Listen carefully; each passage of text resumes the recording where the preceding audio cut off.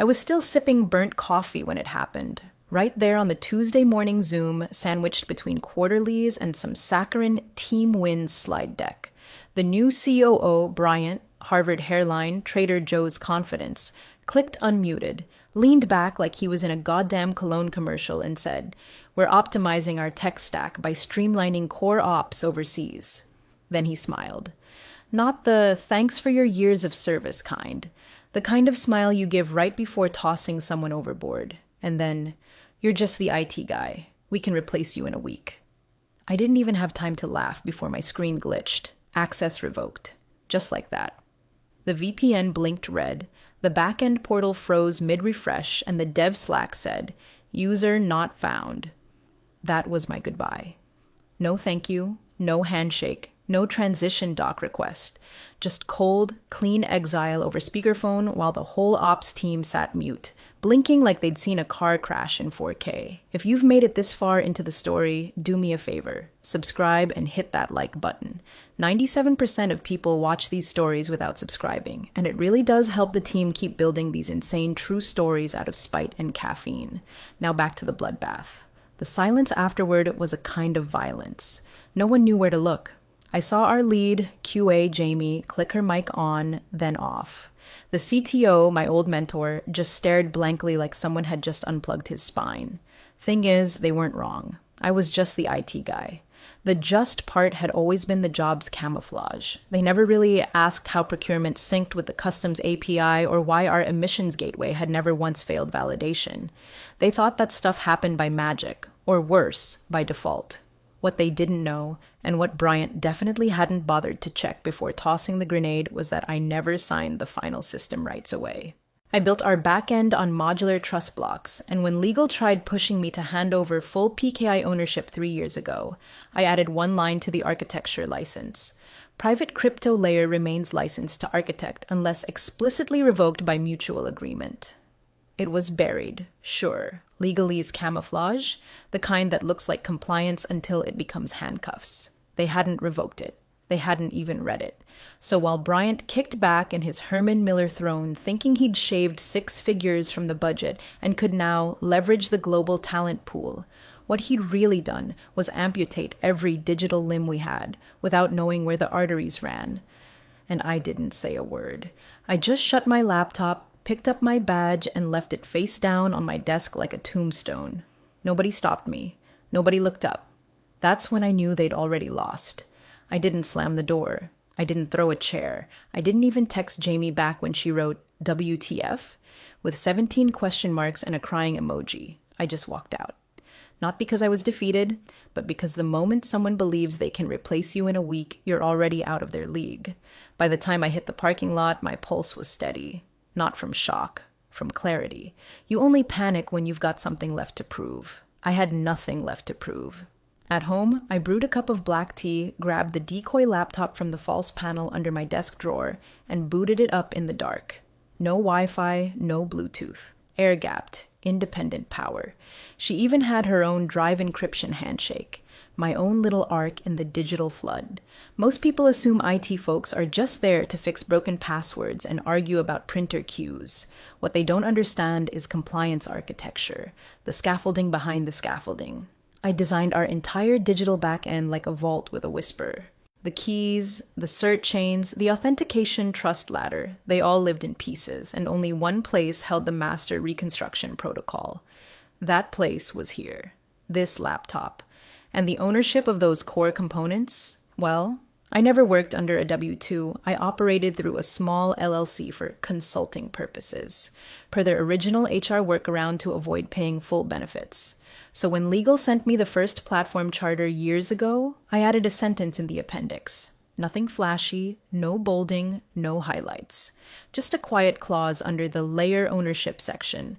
Private crypto layer remains licensed to architect unless explicitly revoked by mutual agreement.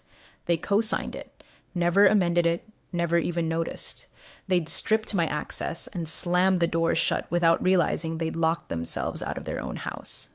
The locks, still mine. The keys, registered under my firm's compliance ID, the tokens, stored in a license vault with quarterly ping checks, and the moment those pings failed, the chain started decaying.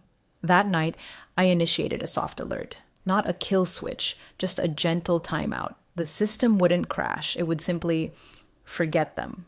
Auth requests, timeouts. Customs API tokens, invalid issuer, vendor syncs, certificate mismatch. Nothing loud. Just erosion.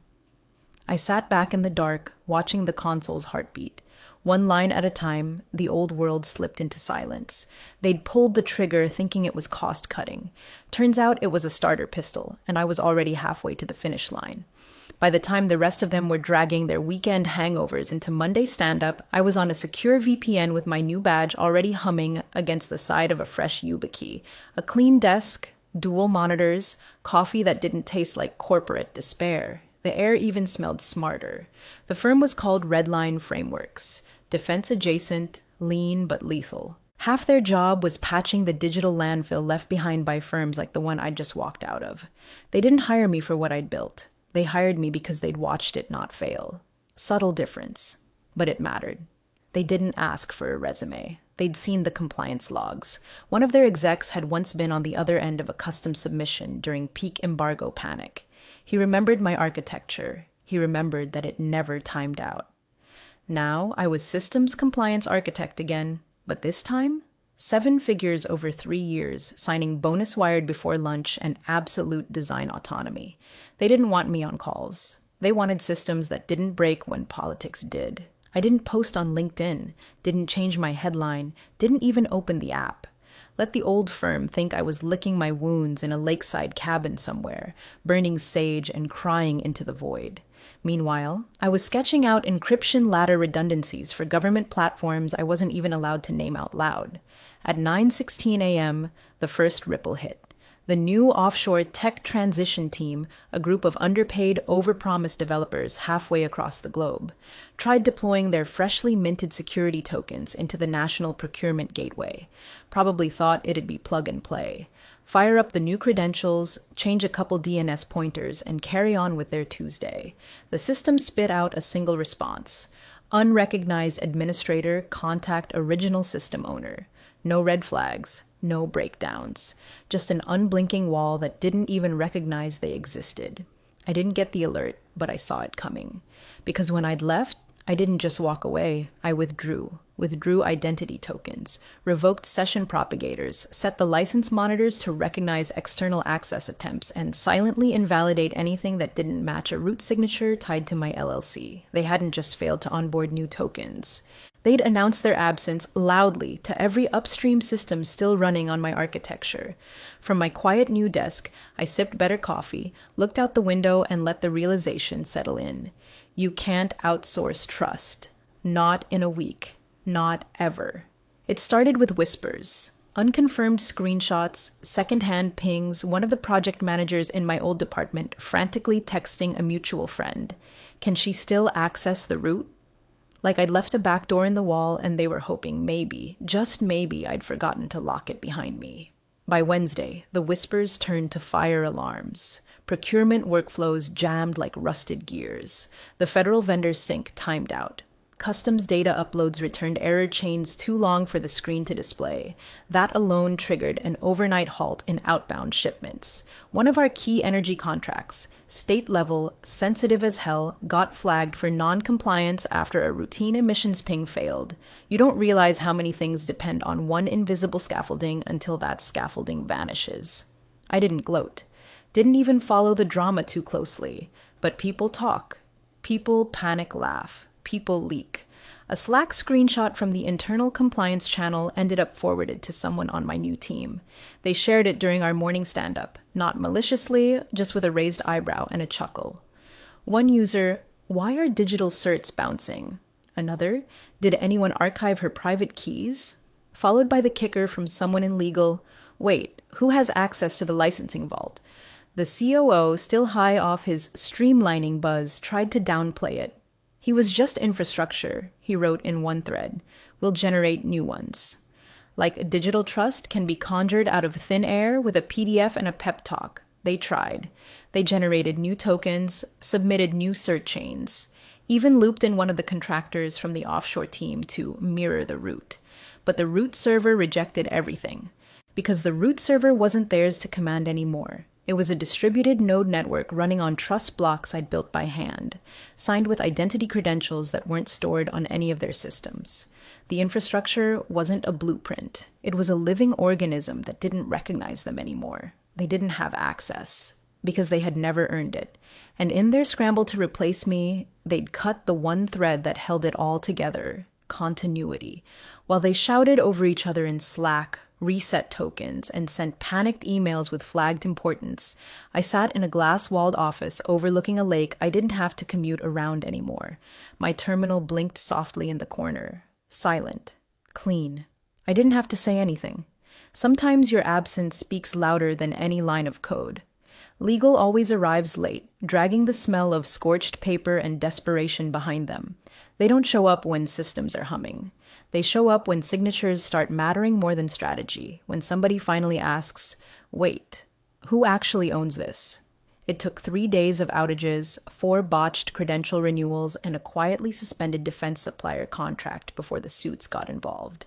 Not the loud ones who do boardroom backflips, but the quiet ones, the compliance lawyers, the contract whisperers, the ones who look like they've slept in their chairs since 2009 and speak in red lines. They dug in hard. Every master contract, every outdated API key, every SSO handshake that had passed through the audit gate. At some point, someone must have realized the PKI chains weren't just missing. They were actively rejecting substitution, not failing, refusing. That's when the panic sharpened into silence. The story came through a third-hand contact, a friend who still worked in procurement. One of the paralegals, fresh out of NYU law and probably wondering how her life had become a scavenger hunt for digital ghosts, found it. Buried in an old 2017 vendor contract, Appendix C, page 23, subclause, 14 root access and crypto frameworks remain proprietary unless dissolved via formal joint amendment. Not modified, not reissued, not nullified by a new contract. Joint amendment. There wasn't one. The COO's name never appeared. Mine, clear as daylight, signed in ballpoint and scanned back with a timestamp. And that's when it hit them. Not like thunder, but like ice in the lungs. This wasn't a hack. This wasn't sabotage. This was structure. They hadn't been outmaneuvered. They'd simply failed to read, to ask, to understand that ownership in tech isn't always where the headcount lives. It's where the fingerprints still unlock things. And mine did. My new firm didn't comment. They didn't need to. They knew what was happening. I'd told them about the clause during onboarding. They asked if it was likely to cause disruption. I said, only if they pretend it doesn't exist. They pretended. Now, legal was waist-deep in old contracts, trying to reverse engineer a timeline they didn't author, desperately hoping someone had slipped a void clause in later. But the truth was simple. No one had ever undone what I'd written. And what I wrote had weight. It wasn't revenge. It was architecture. The irony of it all was that the audit had been routine, just a checkbox, a quarterly formality with government oversight that we'd passed like clockwork for years. We'd built the emissions reporting pipeline to be bulletproof, mirrored across redundant clouds, scrubbed for anomalies twice daily. But the real protection wasn't the tech. It was the trust. Trust anchored by a very specific chain of certificates. And those certs, they weren't just files. They were legal signatures, bound by license, bound by identity. On that particular Thursday, the firm logged into the emissions portal with their shiny new credentials. The offshore team had prepped a batch file, probably confident they could brute force past whatever legacy structure I'd left behind. The system blinked, processed, then spat out a single line, "System unverified, cert chain incomplete." That's not an error message, that's a wall. See, the emissions portal doesn't just check if the data format is correct. It verifies the entire chain of trust, root cert, intermediate, session layer, and finally the originating compliance signature. It needs continuity. It needs proof that the person uploading today is connected, legally and technically, to the framework previously approved by federal agencies. They didn't have it. So the portal refused to proceed. No warnings, no workarounds, just a cold technical shrug. On the call, a federal auditor, one I'd worked with dozens of times, paused the meeting. Not hostile, just procedural. "Who's your authorized compliance cert holder?" he asked, tone clipped and exact. You could almost hear the room full of executives clench.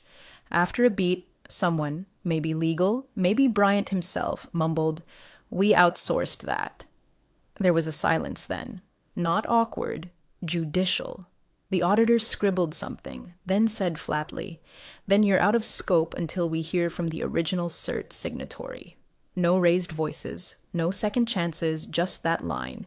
And with it, the entire regulatory framework of their emissions data paused, frozen, expired by proxy, because the government didn't recognize them. Not without me. Somewhere in that call, someone probably realized this wasn't just about access. This was about authorization.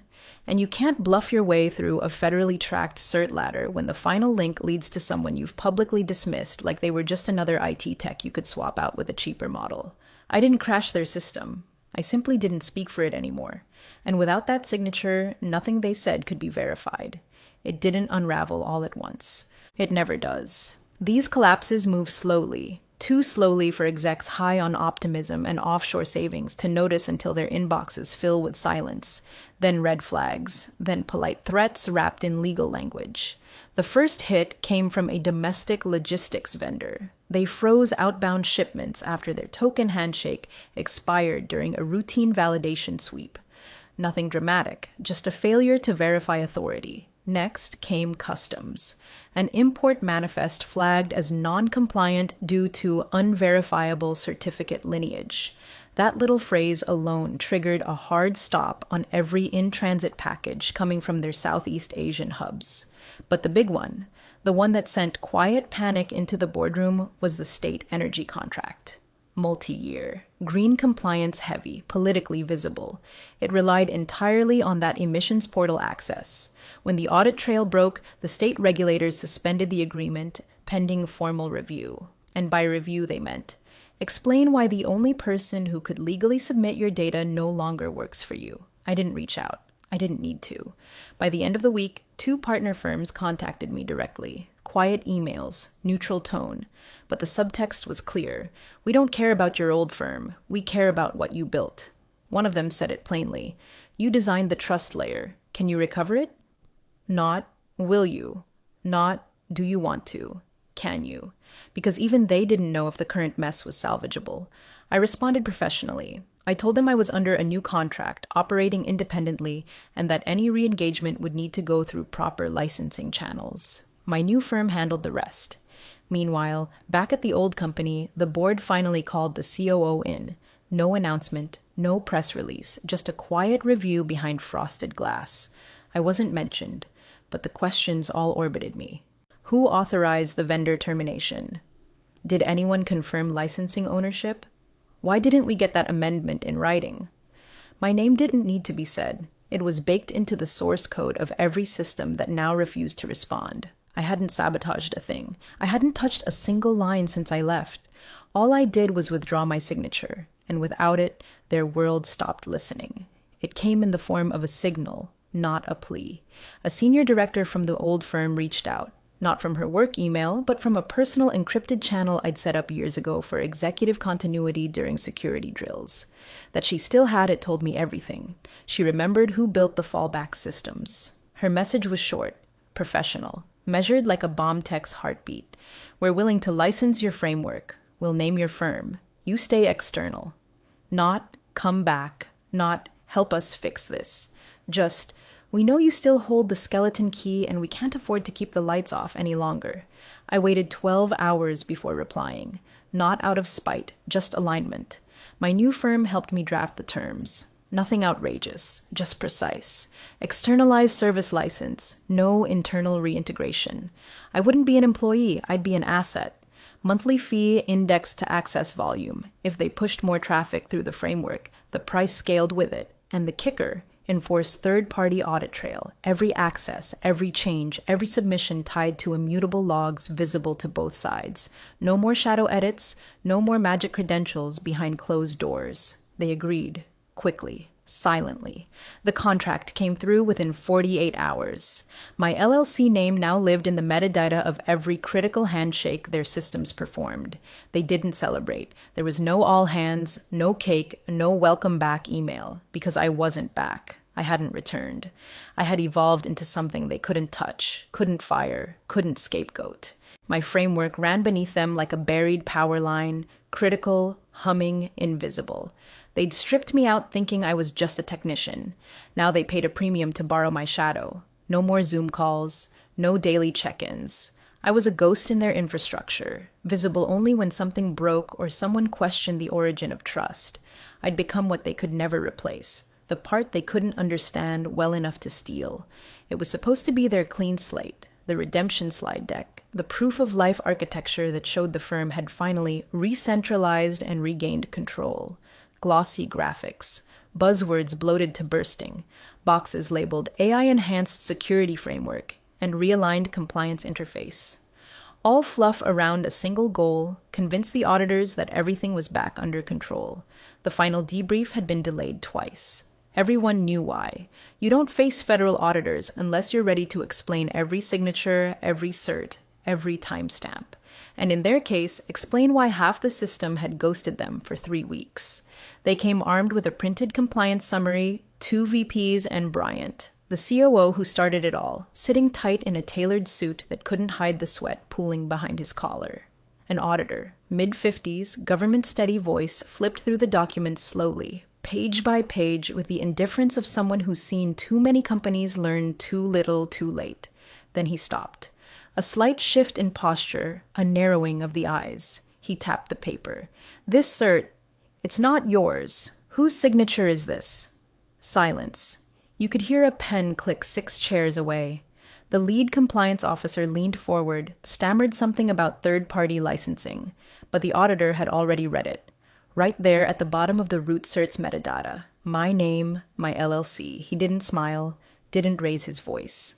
Just underlined the cert with a capped pen and closed the folder like it had delivered its own verdict. The meeting ended early. By sunrise the next morning, Bryant was gone. No statement.